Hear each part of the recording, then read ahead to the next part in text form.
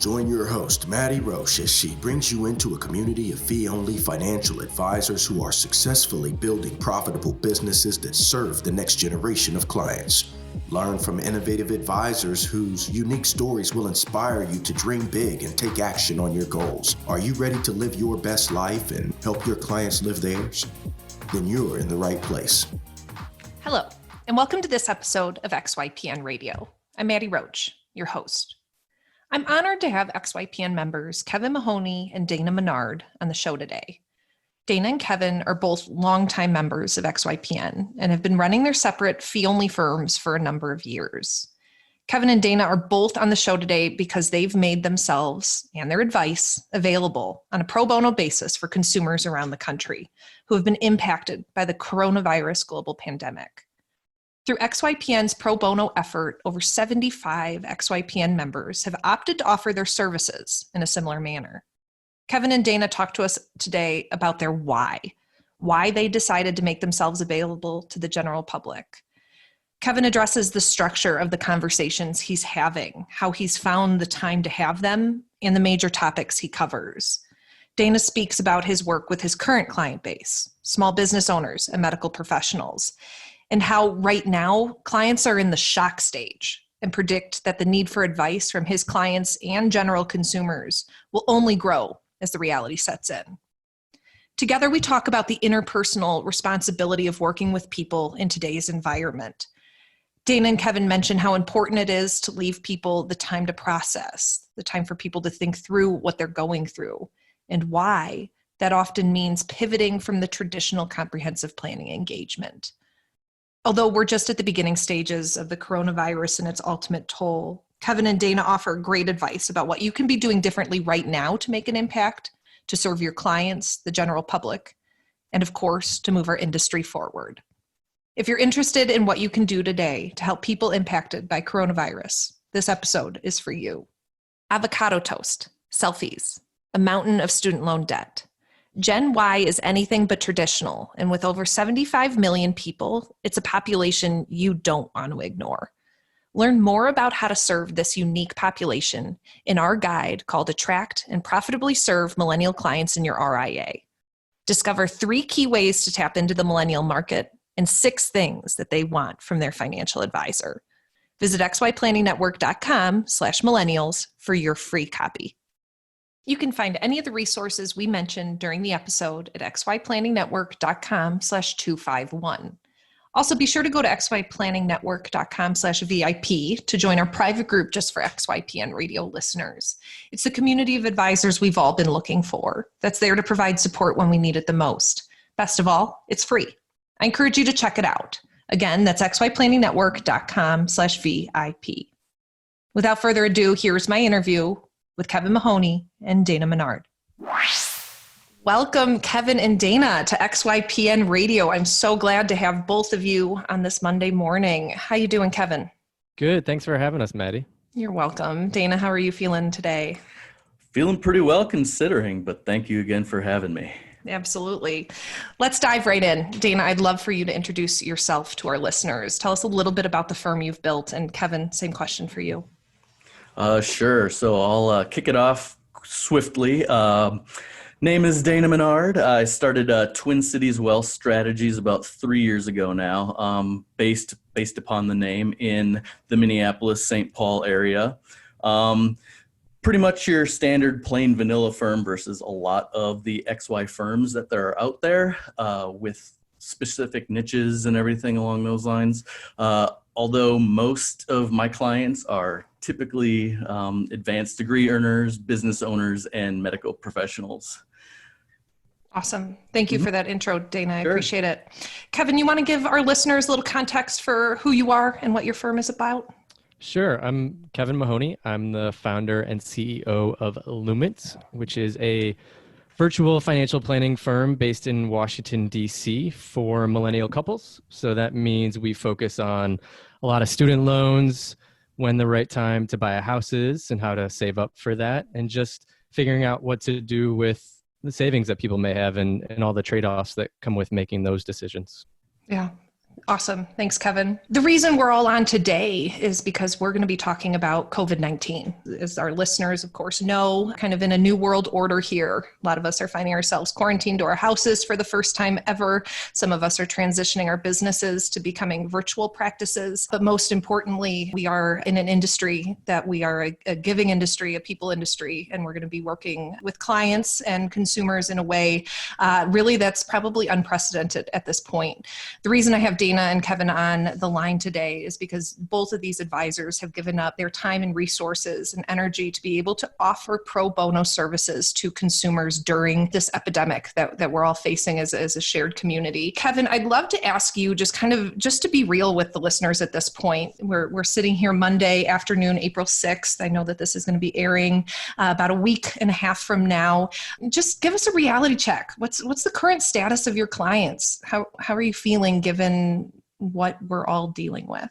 Sure. So I think that I sit in an interesting spot based on who I work with. And this is probably true for a lot of XYPN advisors as well, in that, if my clients are in their 20s and 30s, it's not necessarily the same type of panic in many cases as, other advisors who work with retirees or pre-retirees, and the set of decisions and the set of, variables that they have to deal with right now are different for people who are, 20 to 30 years younger than that. And so I don't imagine that I've seen the panic that some other advisors have seen, but it's more the uncertainty that we've all felt. They may be okay today, and their savings and their income may look okay in a month, but it's the question of what are we going to do if this continues to go on for 3 months, or the economy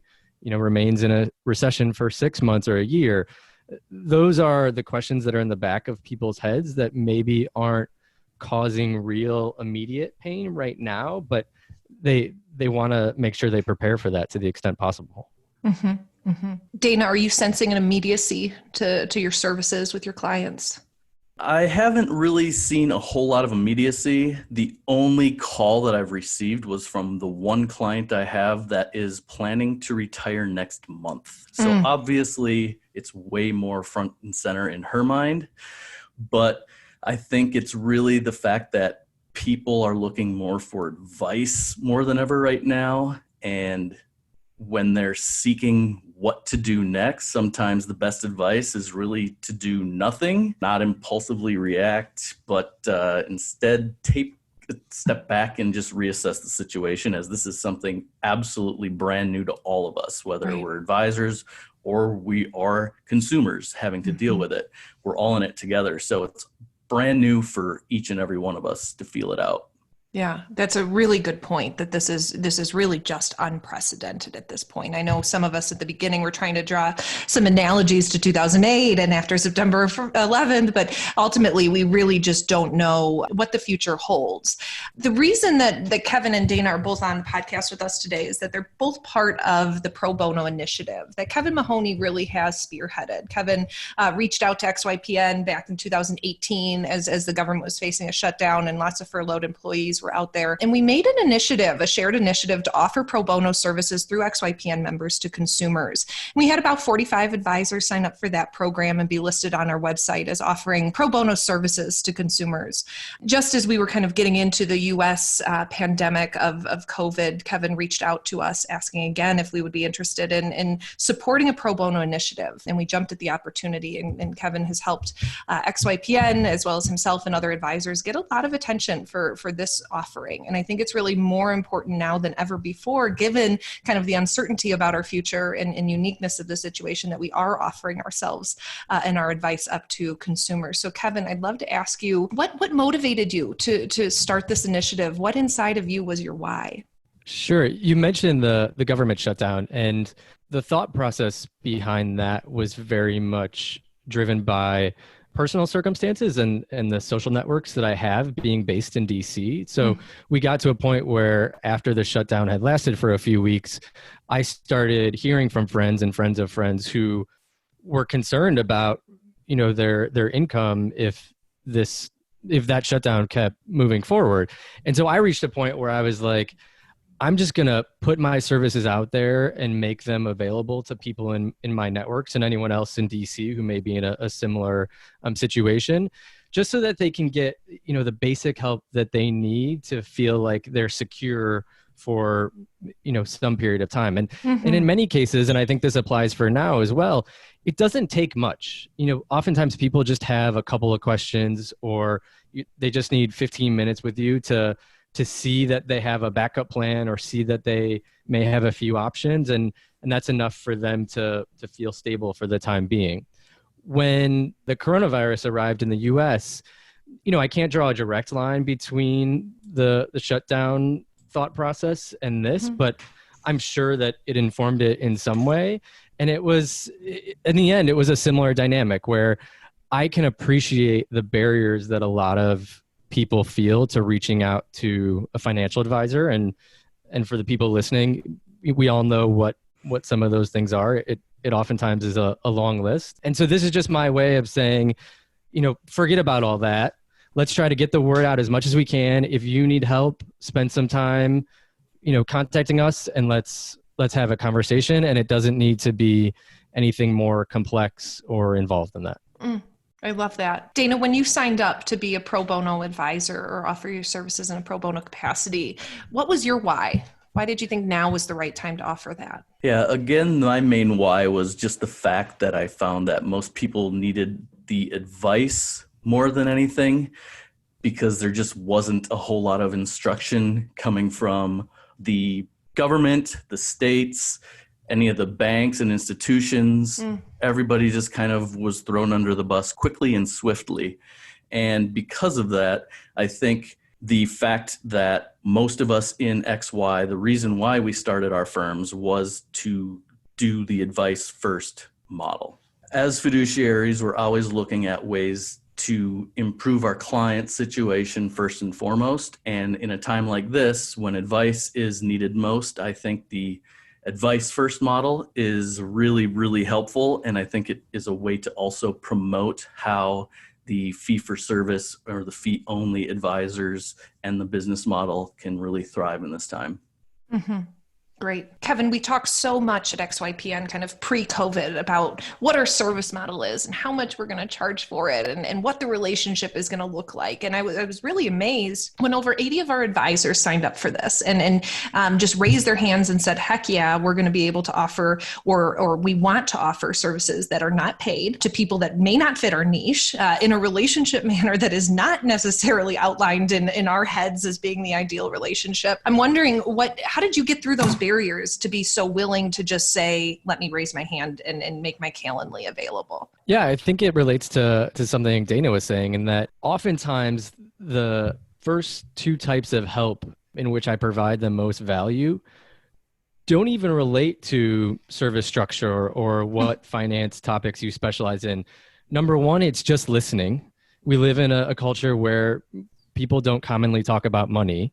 And so to give someone an outlet, especially at a time when they're shut in their house, to talk to someone and just voice their concerns or their questions about finances, that alone provides a lot of value.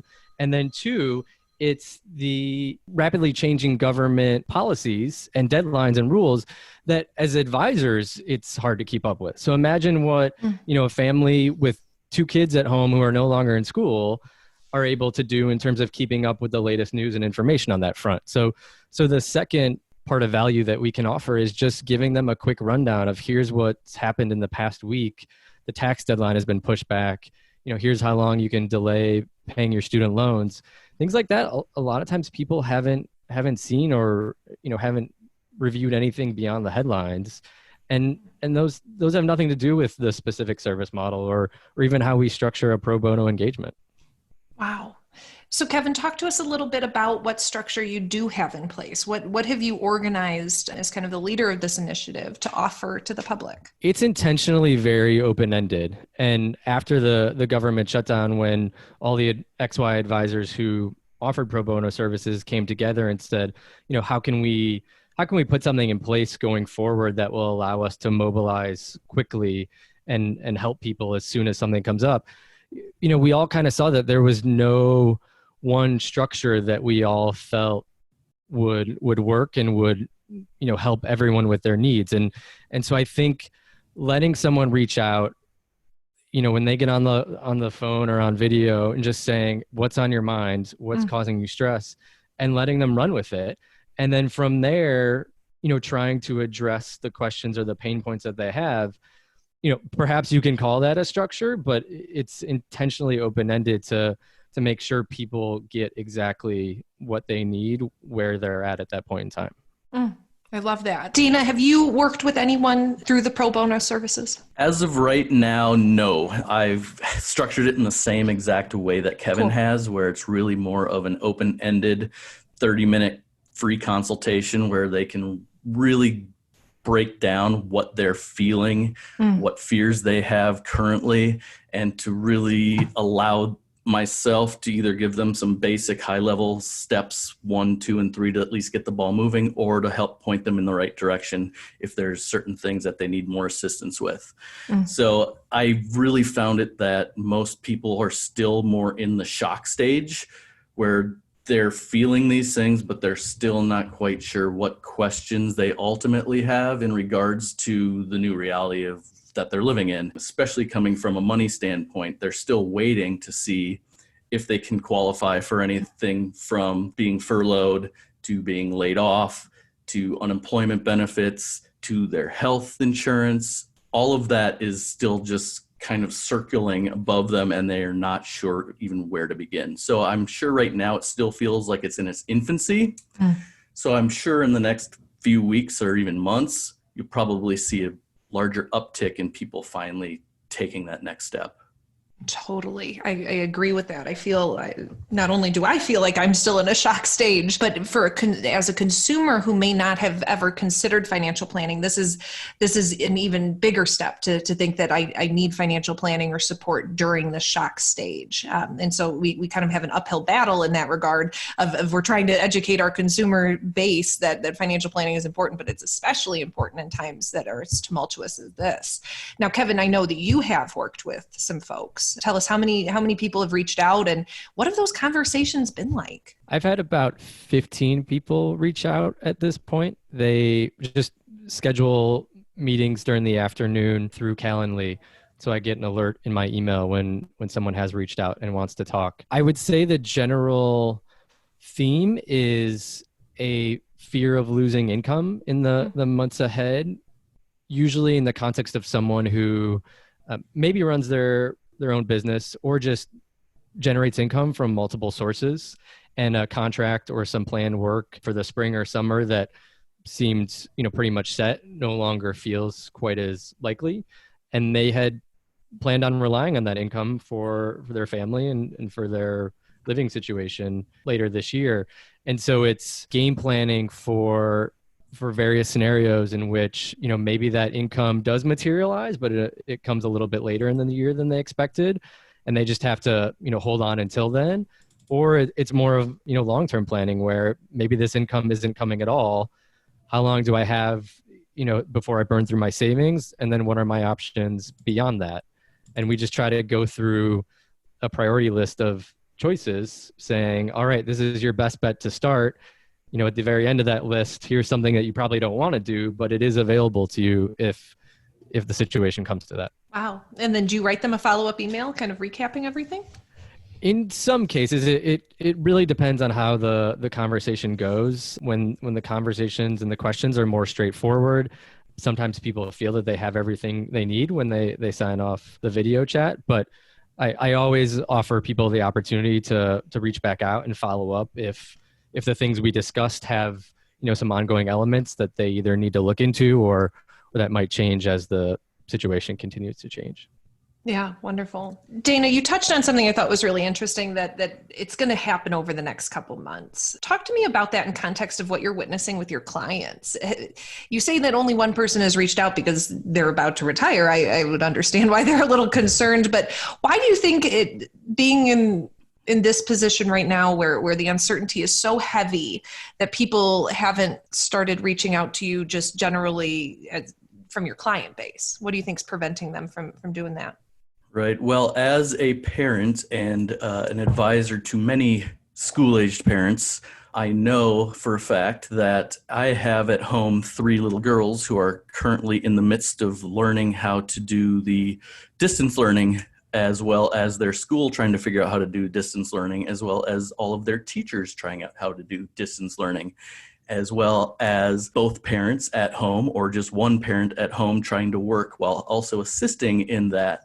And again, I think that is taking priority in people's minds over their money. And I totally just, like, second that, Dana. it's a common theme and a common conversation that I've been having is really most people are just trying to get by and survive right now. And they're not waking up thinking, how is my budget looking? Do I have the right amount of insurance? Am I saving money on my taxes? That's not their first train of thought right now. Right now is survival mode. And I think also being the fact that, and I alluded this to Kevin in the before we got on the live call, was the fact that he's out in DC, out on the coast, and I feel being here in the Midwest, in the Twin Cities, I feel almost as if we're insulated a little bit by about a week or two. So we have the ability to kind of see what's happening out on the coasts, slowly migrate and move towards the Midwest. So it almost gives us a little more sense of control, even though we're still in it together, but we still feel a little more confident in the fact that we're not necessarily the guinea pigs in this. So we get a little more sense of that. So because of that, I'm seeing a lot of the business owners and the medical professionals concentrating on work, then what's happening at home with their kids. And then I think eventually it will trickle into the financial situation. Yeah, I haven't done any formal analysis on this, but I would bet that I've heard from significantly more clients without kids than the ones who have kids. Interesting. Totally. Kevin, you and Dana are both fathers. What's it like? Being a father is great. Being a father right now is a little bit more challenging. It's all, and I've read articles that have, touched on this well. It can be good in many ways for people who are in relatively good circumstances right now. I try to be cautious in saying like, oh, this is a great time to, spend with family. Like we're spending more time together than ever before. That may be true, but we're also lucky in that no one's gotten sick yet. And, we have some support from other family members. So we're in a very, fortunate position that I'm grateful for. Not everyone can say that. So I'm hesitant to describe it in too general of terms. Sure. No, but very interesting that just anecdotally speaking, you're hearing from your non-parent clients. Yeah. I mean, especially for parents who have kids that are slightly older and may have been in, elementary school for a few years now, you get into that routine where, Monday to Friday, kids are at school, parents are at the office, kids have certain activities. And then when out of nowhere, all of that stuff drops off the calendar, there's a lot of unscheduled time now with very limited options. And especially those days that are, still rainy and cool when we're in the spring, it's tough. It's tiring. Dana, you've got 3 little ones at home. How's it been? I can't echo Kevin more. It's so true. We are exactly in the same boat. All of the conversations, and I'm sure like you, I've spent even more time on Facebook than I probably should, because I think all of the questions and all of the comments that people are posting, especially within my network, is really the parents talking about their situation with trying to work and essentially homeschool or distance learn their children, being on lockdown. It's a whole new situation and none of us are accustomed to it. And we're all just kind of barfing our fears and our experiences and trying to help each other the best we can and to be a support group, where at the same time it's the blind leading the blind in this. And again, like Kevin said, the people that I'm hearing from most are those that are single, don't have kids. So their only concern right now is the job, being able to pay rent or pay the mortgage and make ends meet there. Whereas those with kids are still trying to figure out that aspect, let alone the money side, the mortgage payments, the budget, and all of that. They're still, again, the storm is a brewing still. Yeah. And imagine being in a work environment that's not as family friendly as the XYPN community, where so many advisors have specifically chosen, this path for the lifestyle benefits and the way that they can balance work and family or other interests, with a lot more effectiveness than in many other work environments. For as tough as we have it, there are probably advisors out there who are just as busy as always, and they don't have the same support from, within their industry circles as a lot of us do. Good point. And that's what I think is so humbling and awesome about the XYPN community is how many of you raised your hands to offer pro bono services in light of all of this, given how busy you all are going to be. And Kevin, I'm wondering, you have a really interesting way of working with your clients, given who you work with, you kind of have a different schedule. Could you talk to the listeners a bit about how you've been able to justify taking 15 extra calls throughout some of the most stressful weeks of our decade, if not lives? Yeah, so my client meetings take place at night. So, when I'm meeting with people who are really busy at work or parents with young kids, I found basically from the outset that it's convenient for everyone to finish your day at work, have dinner with your kids, put them to bed, and then focus on this stuff. So I hold virtual meetings between 7:30 and 9:30 during the week, and we do it all over video chat. And so for the purposes of the pro bono work, that meant that instead of taking some time during the day that I would otherwise work on business operations or client research, I just opened up some of those time slots to the pro bono folks.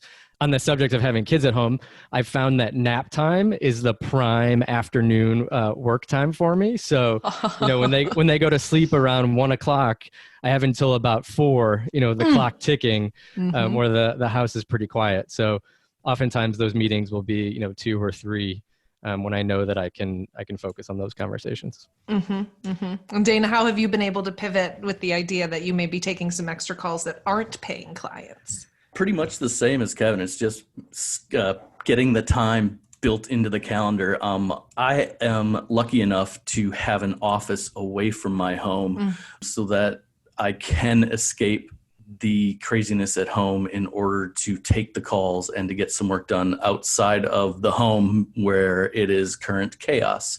So having that break between the home and the office has been very helpful in that I can escape and I can do those things when I need to.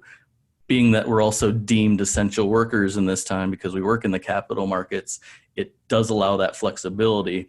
So I do have an office that I work out of, but I can work out of my house if need be. I do 80% of my meetings virtually as well. So having that flexibility really has made it a lot easier to offer because of that ultimate flexibility in the calendar and the ability to offer that way. Great. Dana, I'm interested, you work with medical professionals and small business owners. How are you going to stay ahead of the curve here? What are you going to do with your clients to make sure that you're there for them the way they need you to? What services are you going to offer? What resources are you changing up? Are you thinking about changing anything given our new reality? Well, changing things up, not so much, but I've definitely been way more proactive at reaching out, checking in with people, doing a lot more research and content creation. So I'm putting together a webinar about the situation, giving people more opportunities to do education on their own time versus it being an in-person seminar where it's on my time. I know time is of the essence at this point, especially considering the medical professionals.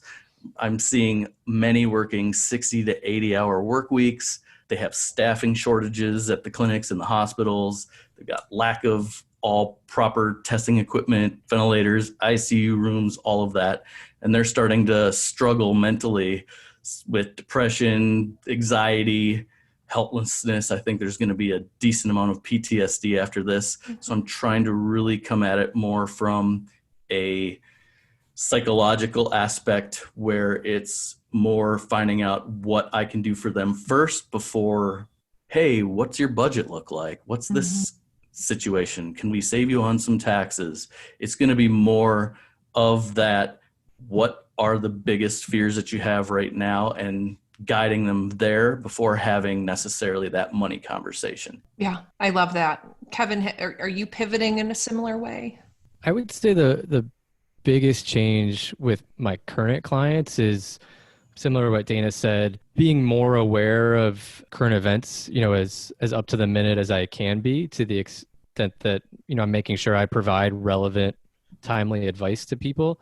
A lot of times with the clients that I work with, and not being as focused on investments as other advisors may be, a lot of our work isn't driven so much by what's in the news that day or that week, but that's definitely not true now.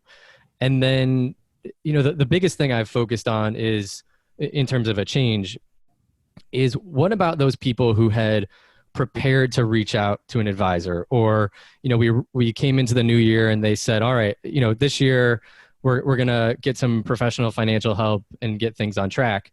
That interest may still be there, but I sympathize with people who don't want to put money toward that purpose right now, even if they would get a ton of value out of it, because they're just not sure about what the rest of the year holds, if they might lose income from work, things like that. So I did create a new temporary service option, which is less expensive than my normal offerings. It's less time intensive for me, so it balances out in that sense, but it still gives those people access to financial advice, the most important things on their mind, and all the basics in one session.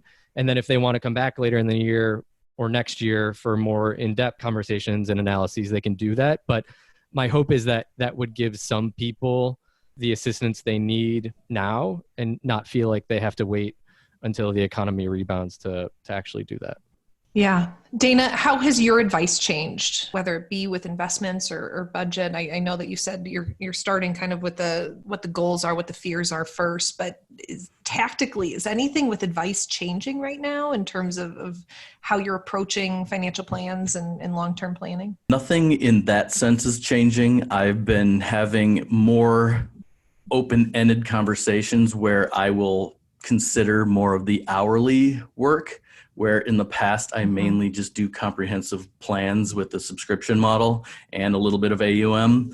And I believe that right now, having that option as just hourly, if someone just has one real burning question in the back of their mind, but they don't want to commit to a long-term relationship, I think right now is a great time to show the value, and then let them decide going forward, if they found value in that, to reassess the situation, maybe in a month, maybe in 6 months, maybe in a year from now, where they're looking at more of a comprehensive plan versus just let's make the initial pain that I have right now go away. If I had to anticipate a change that I might encounter with clients in the months ahead, it would be those situations in which maybe a certain financial decision looks one way on paper, and according to the math, like, here's the most logical or optimal thing for you to do. But there are sometimes situations, maybe involving debt or buying a house, where depending on the burden, the psychological burden that people feel related to those decisions, we may do something slightly different in order to make sure that whatever we're doing, aligns with, their thinking. Investments are a common example of this, where your investment selections have to be aligned with your risk tolerance. Otherwise, it's probably not going to be too successful in the long run. I can envision people becoming a little bit more conservative in, at least in the short term, where if normally we would have opted to take some savings and, put it toward X and Y and Z, I would bet some people are going to say, you know what, maybe we do a little bit of X and a little bit of Y, but we're going to hold on to a little bit more, just so that, we feel comfortable with what we have in reserves. I don't encounter that too often right now. These are young people. Oftentimes they're willing to be aggressive in order to make sure they have enough for retirement or whatever other big goal they're pursuing. But I can see that changing a little bit, at least for a while. Yeah, I agree. I was just thinking this morning that I have worked with a financial planner before for a long time, and it was so helpful. But as we started goal planning, you think of these worst case scenarios, okay, maybe you leave your partner, maybe your parent passes and you need to move back to the Midwest. All of a sudden we have the worst case scenario example in our lives. And I don't think your advice will ever be the same or received the same, just given that we're going through what everyone doesn't want to happen. This idea that the world is coming to a screeching halt. It's you may still have a job, you just can't work right now. There's this. No one's died yet, but other people are, and there's. I really feel there's going to be this fundamental shift in how we approach, and maybe if we can start thinking about all the good things that could come from this, it will come with people wanting to have that 6-month safety net in their pocket. They will want to play the mental game of what would happen if we were asked to stay home again. Dana, do you sense that too, that there's going to be just a change to our industry because of this? Totally. I think in the last 12 years, many people have gotten extremely complacent because the economy's been doing so well, because every time they opened up a bank statement or their 401k statement, it was always up. They didn't have to do any work for it. Everybody was a genius. Everybody was making money. So the planning always gets pushed off. I always explain it as most people have financial planning on their to-do list, but it's always like around number 6 or 7 or 8. There's always more pressing matters in the back of their mind. But when you have something like this happen that came completely out of right field because we had been roaring for 12 whole years, that it really makes us face reality. And this is the time where we look ourselves in the mirror and think, did we follow the advice?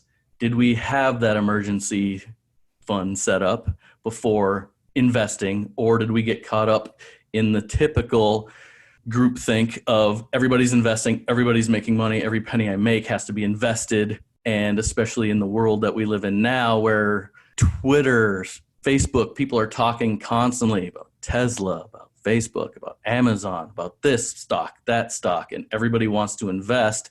Once this happens, it really brings you back to the starting point of, do I have all of my ducks in a row, and am I prepared for the next time it can happen? Because as we just learned, it happens, and it's not when you expect it to happen, it's when you least expect it to happen. But ultimately, it's going to make listening that much more of an important skill for advisors, because whether it's this fall or next year, we'll all have our own opinions or assumptions about what clients should do now or what they're going to be thinking now.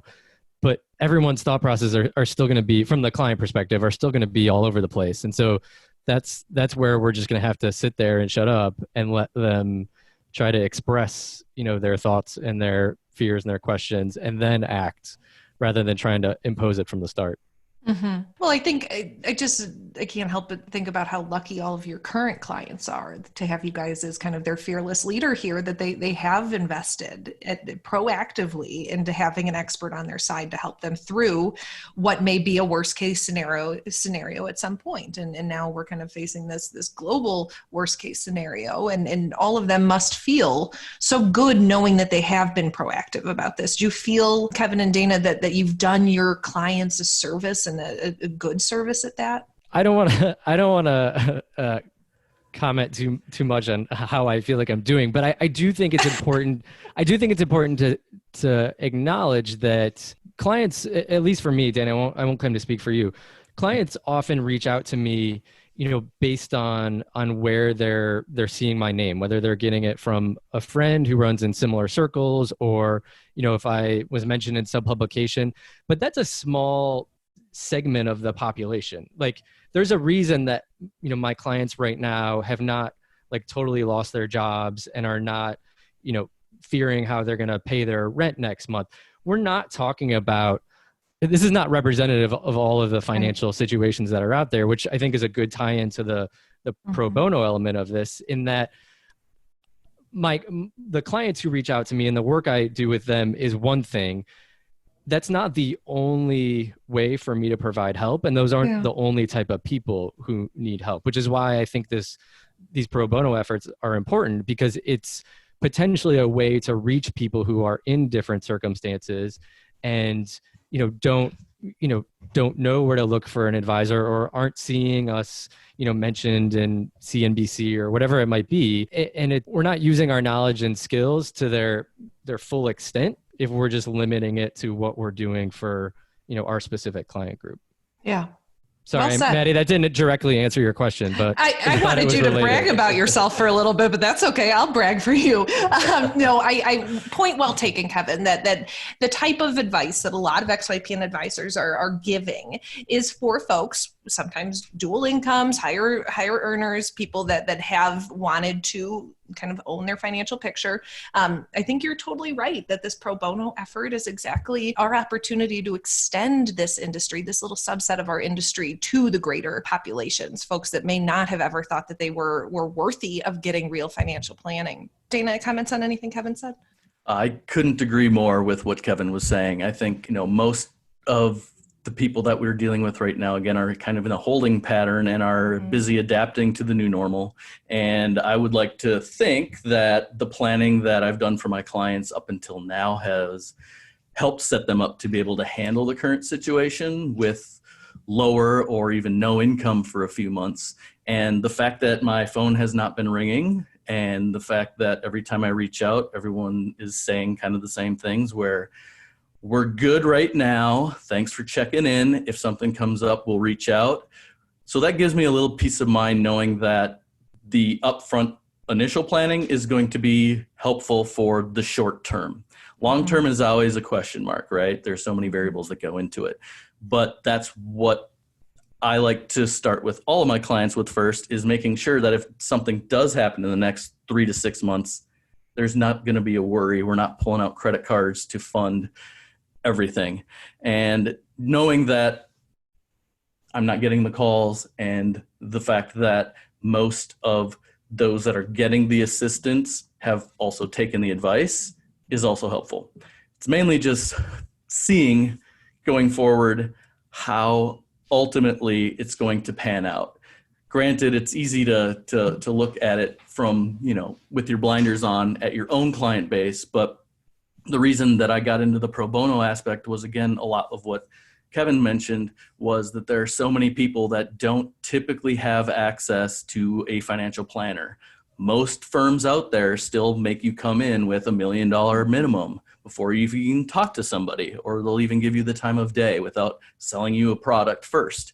So I think this is a really good way to get the word out that there is assistance, there is financial advice for everybody, regardless of how much money you have, how much money you make, and your economic background. So well said, both of you. Thank you for that. Kevin, I'm interested in hearing, how do you plan with someone? What is some of the advice you're giving to some of the pro bono folks that are coming in that may be out of a job right now? How do you advise them? So I mentioned a decent part of our time is spent just on government policy updates, and then some other tips that are pretty common among all people right now are reaching out to creditors or anyone to whom you expect to pay a bill in the weeks ahead, and just asking what their relief options are. What are you guys doing right now as a company or as an organization to help out people, like me or people who are struggling? And then from there, it's often giving people information about accounts they can tap in times like this that they might not know about or might not otherwise have considered as an option in an emergency. So tapping home equity is an example of that. And when I name these things, I'm not suggesting that they're all ideal moves to make, but a loan from a 401k, potentially taking contributions from a Roth out. Again, these are things that come with a lot of caveats, but we go down that list and it's kind of like, all right, here are the first 3 things that if you had to do these things, it's probably fine and it'll help you get through and you'll still be financially stable at the end of it. The other ones come with, a lot more risk, and it's just it's a wait and see game to find out how long this lasts for and what their financial circumstances become before we go down that path. Kevin, I'd love to just stay on this for a moment longer. What's the nuts and bolts of the relationship? I know that we talk a lot about client agreements. We need our ADVs to outline what the services are that you offer. How have you built a pro bono service into your business, just kind of fundamentally speaking? So from a regulatory perspective, I try to be very clear when I publicize the option that, this is not investment advice. I'm not going to be, transacting within your account. I specifically say this is about budgeting and savings because I view it as a way to make sure that people can make it to next week and make it to next month. So I'd like to think from the outset that kind of fends off a lot of regulatory concerns that exist in other financial advice relationships and circumstances. I did modify a project-based agreement that I use for my clients to apply to the pro bono services, which includes things like saying, this relationship terminates after our conversation and there's no relationship beyond that, taking out all the fees that would normally come with a regular client agreement. I do send them to the pro bono folks via DocuSign. I have a much lower success rate at getting people to sign them than I do with my clients. And the first person I met with, I think, is a good example of why that might be. Her concern right off the bat was, well, like, what is this? Like, I'm not really hiring you as a financial advisor. Like, I'll have to spend some time. It's like a 5-page agreement, I think 4 or 5 pages. I'll have to spend some time looking at this a little bit more carefully. I imagine from the consumer's perspective, when they get the offer for pro bono help, they don't envision it coming with a lot of legality attached to it. They don't want to have to sign something. They don't want to have to, read through legal documents and make sure that they're not being hoodwinked in any way. So I'm candidly not too pushy about it. I'm making a good faith effort to do things that I think would make the regulators happy. But at the end of the day, I also want to make sure that these people get to have the conversations that they need to have. And if that means that we're having that conversation before they've signed an agreement, so be it. Yeah. Because I feel that I'm very transparent with what I'm doing here, and that should be sufficient in most cases. Yeah. I mean, I think you and I had talked about it before, but it's very much a conversation that you would have at a coffee shop when you found out someone was in this industry. And you can have XYPN's compliance team email me separately to tell me all the things I'm doing wrong on this front. One of my favorite times ever was I was sitting next to a pilot while I was flying one time, and I asked him questions all 3 hours of that trip. So Dana, tell me a little bit about, are you giving blanket advice to your clients right now about what to do, how to act, what to read, what to consider? I know you're working on some educational components for them, but specifically, what is your advice for clients in this time? Again, right now, I'm really concentrating heavily on being the voice of reason. I've been going through that wonderful 880 pages of the CARES Act and going through the Secure Act and going through all of the other aspects of the stimulus. And I'm really trying to help guide them through right now, just the low-hanging fruit. What are the things that you need to be doing now what should you expect from the rebate check? How does it work? What do you need to do in order to collect that check? Is there anything that you have to do, or is it just automatically going to happen? These are things that people aren't getting any answers to. They're wondering what the heck's going on there. And then going through the other ramifications of RMDs being pushed back and waived for a year, tax filing deadline being pushed back until July. So while people are currently, we're recording this in early April, typically in the back of their mind, they have about 2 weeks in order to get their taxes done.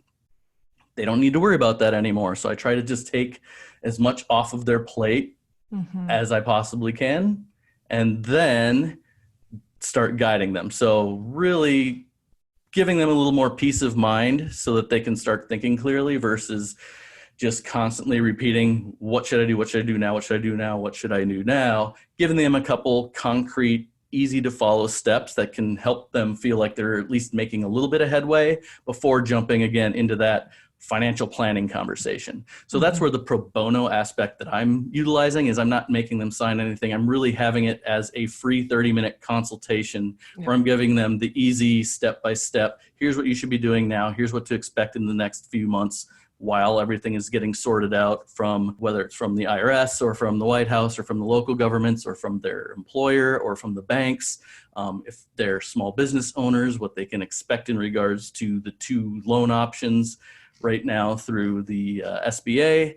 There's so many things that are being thrown out right now. I mean, if you just open up your internet browser, you're probably getting bombarded with personal finance news. And again, most of it is very blanket, very plain vanilla. And everybody, because there's so much information, it's too much information. Everyone freezes when they get information overload. So I'm trying to organize it as best I can for them so they can feel like they can at least take a step in the right direction and then go from there. Great. Kevin, I want to ask you, you have a wife that's kind of at the front lines. She's an ICU nurse. You want to talk a little bit about what you've heard from her about kind of what's going on and how it's impacting your family? Yeah, she is a NICU nurse, so a little bit of a different situation than, what's grabbing headlines in the newspapers right now. But, she's still at risk just being in a hospital. So certainly there are, family concerns there. The main things that she's focused on right now, being in a neonatal intensive care unit, they're trying to switch as much of the equipment that they use for babies, for kids, for the pediatric units as well, to become available for adults. So whatever steps they can take to get kids off of ventilators and shift those ventilators to adult floors, they are taking those steps.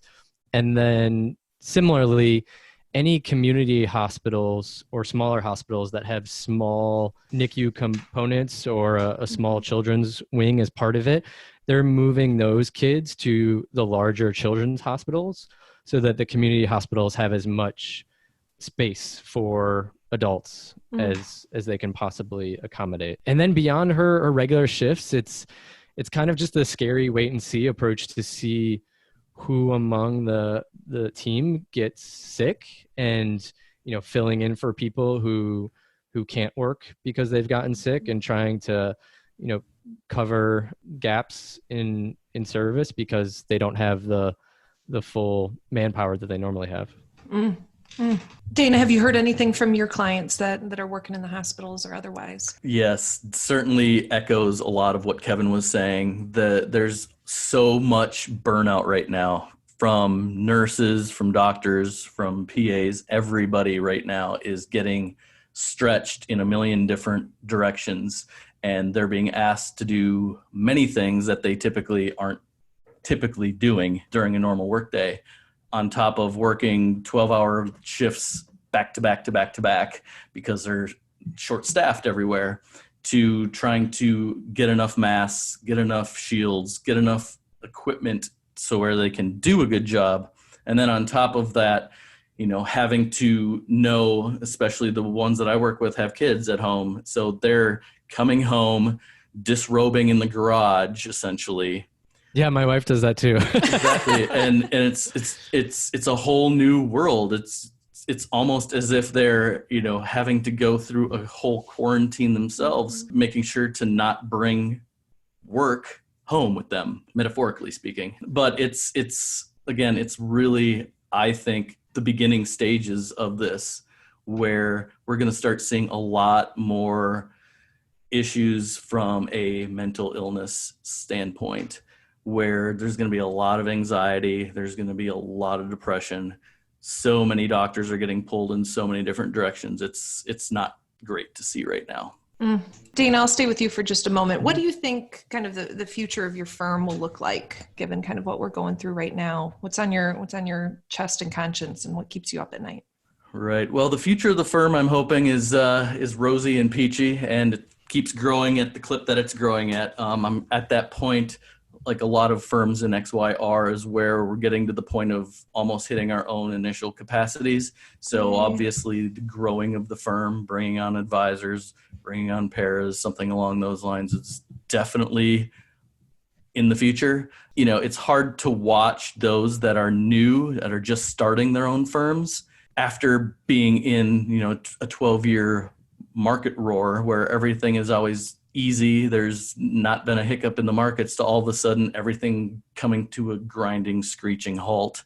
And then to have to start a company at that time, I do not envy anybody going through that process right now. It's hard enough to start up a firm when everything is going well, let alone when everybody is tightening their pocketbooks and not necessarily reaching out for financial advice other than, survival. Mm-hmm. But I think, again, because this isn't necessarily a financial crisis, and I'll say yet, it's a health crisis. And I think that changes things. Once I think we're over the initial hump of this, I really do feel as if we're going to jump right back on the bike and hit it. Everybody wants to be working so hard right now. And just the fact that they're not able to, I think is lighting the fire under them that much more to get back to reality, get back to the norm, put in some hard work, get things going. And because of that, I really foresee the financial services industry really booming, especially in the fee for advice space again, because again, it's proving that advice right now is what people are needing. They're not needing products. They need advice more than anything. Well said. Kevin, thoughts on that? I don't necessarily envision any significant changes to my firm or the work I do, but I do think the situation is helpful for a couple of reminders. For me, one of those is always trying to think creatively about how I reach clients and how I try to structure my services in a way that really gives them what they need. I think there's always room for improvement on that, and there are always new elements to add that might appeal to different types of people. And those opportunities are always there, but especially in, a period of time where things are changing so quickly, I think there are new perspective to be had on how that can look and what I might be able to do. And then the other one is the value in trying to diversify income sources. We may all have our fee for service revenue. Some people will have AUM, whatever it might be, but other types of things that you can do with your financial knowledge or your financial skills, whether it's with, companies or doing writing or, advertisements from a podcast, like it can be a long list, but just protecting yourself, protecting your family from an income standpoint, so that if something like a prolonged recession does impact, the volume of clients that we're seeing or things like that you don't have to rely on just that one source of income, but you're using your skill set to generate income in different ways. I agree. I agree that we'll see a pivot, even if it's just in the short term, to some different kind of service offerings and things like that to help support clients long term. Dana and Kevin, I so appreciate your insight into this and your experience working with clients. I so appreciate your time this afternoon, but most importantly, I really appreciate the work you're doing to help our fellow people go through this. I can't help but think that this is going to be an industry that on the other end will see a big difference for the positive. I think that just naturally, given where we are, it's going to impact people financially. And at some point, they're going to realize that financial planning and fee-only financial planning in this space is a place that they want to be engaged in. I want to give you guys each an opportunity to just say one last thing, if you've got it. Kevin, any thoughts? I think there's a great opportunity for XYPN members here to help in different ways and be leaders in the financial planning industry, because for all of us who have our own RIAs or are part of smaller RIAs, we often have flexibility to take our work in different directions that larger financial institutions are not able to, at least not as quickly. So I'd love to see, more companies who have some relationship with XY really being at the forefront of of thinking differently about how to offer services at this time. Great call to action. Dana, any final words for our listeners? I think the biggest one would be, don't let this deter you from, if you haven't started a firm yet, start it. Yeah. There's no perfect time to do it. Being that right now people are thinking about their finances, it may not be front of mind, but it certainly will trickle to that point to where people are going to need advice. And there's a massive shortage, I should say, of advisors being able to give advice. So that being said, I think it's a great time to be getting into the industry, and the fact that as an RIA, not having to wait for your company's compliance department to put out a response to a question that you got that takes 2 weeks for them to turn around on, being able to be front and center to go through topics that are on top of people's minds right now and to be able to react to that is going to massively benefit your business if you can structure yourself that way. Really, really, really good advice. Thanks for having us, Maddie. Anytime, Kevin. Thank you so much, Dana and Kevin. I cannot wait for our listeners to hear this.